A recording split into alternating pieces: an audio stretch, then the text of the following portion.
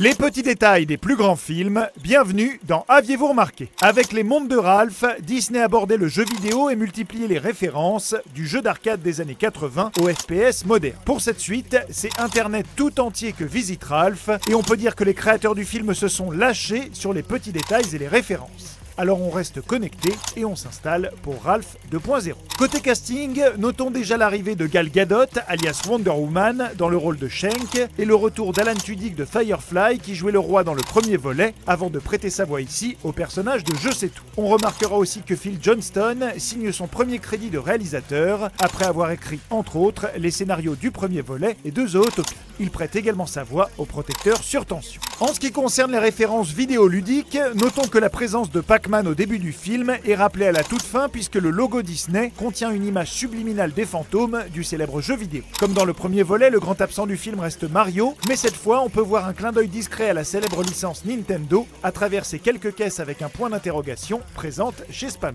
Ralph et Vanellope jouent au jeu inspiré du film Tron de 1982, tandis que le jeu Slaughter Race, proéminent dans le film, est fortement inspiré de la franchise Twisted Metal jusqu'au clown maléfique. Ce qui nous amène au meilleur détail de tout le film, puisqu'à côté de l'entrée de Slaughter Race trône fièrement un beau panneau Allociné. Et pas de jaloux, puisque nos collègues de chez IMDb ont eux aussi droit à leur publicité. En tout cas, nous, on est très fiers. Le patron de l'arcade a un portrait de Yoda et de Chewbacca dans son bureau, annonçant les caméos Star Wars à venir. Car autant le dire, Ralph 2.0, c'est la toute première fois que Disney frime autant avec toutes ses licences, en les faisant apparaître en même temps. Rien que dans le premier plan du monde de Disney, on peut voir Mickey en haut du chapeau, Dumbo l'éléphant et le bateau du Capitaine Crochet. Pour Pixar, on a leur classique lampe et leur balle au-dessus de Eve de Wall-E et Woody de Toy Story, ainsi que la maison de là-haut à gauche.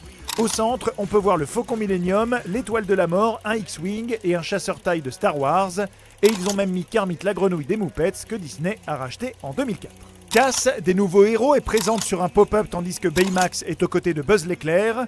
On a aussi repéré entre autres Bourriquet, des Stormtroopers, Peter Pan et la fée Clochette, Grincheux, Groot des Gardiens de la Galaxie, suivi de Rocket Raccoon en pleine conversation avec le lapin de Zootopie, R2D2, Iron Man et même Stan Lee dont les caméos ne se comptent plus tellement il est omniprésent. Toutes les princesses Disney sont également de l'aventure et ont un rôle important dans l'histoire et la plupart des actrices originales ont repris leur voix pour l'occasion, jusqu'à Jodie Benson qui reprend son rôle de 1989 d'Ariel, la petite sirène. La chanson que chante Vanellope dans le jeu Slaughter Race est d'ailleurs une parodie des chansons de princesses Disney classiques, mais elle est surtout encore une fois truffée de références. Le requin est bien sûr un clin d'œil aux Dents de la Mer, jusqu'à la plaque d'immatriculation présente dans sa gueule, qui est la même que les héros du film de Spielberg trouvent dans le requin-tigre du film. Les courses de voitures rappellent évidemment le premier Fast and Furious, tandis que le clown censé être présent dans les cauchemars de la petite fille est bien sûr une référence à ça de Stephen King, avec en prime le tricycle de Shining du même auteur. Enfin, si vous êtes resté après le générique, vous avez pu vous faire avoir par Ralph, qui reprend le plus célèbre troll de l'histoire d'internet, le Rickroll, qui consiste à vous annoncer une vidéo, ici la bande-annonce de la Reine des Neiges numéro 2,